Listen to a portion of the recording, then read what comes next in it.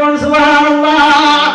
পাঁচটি ওয়াক্ত আল্লাহর নামের সাথে যেমন নকশা নাই, হাবিবুল্লাহ মুহাম্মদুর রাসূলুল্লাহ সাল্লাল্লাহু আলাইহি সাল্লামের হরফের মধ্যেও কোনো নকশা নাই। কোন সুবহানাল্লাহ।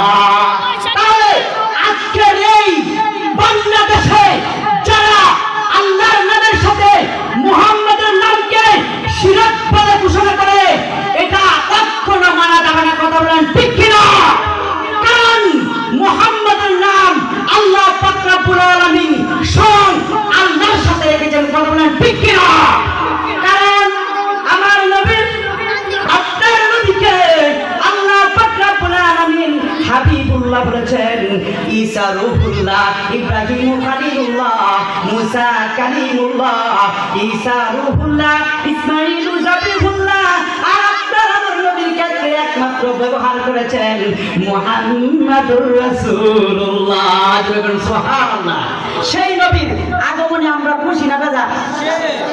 সবাই খুশি।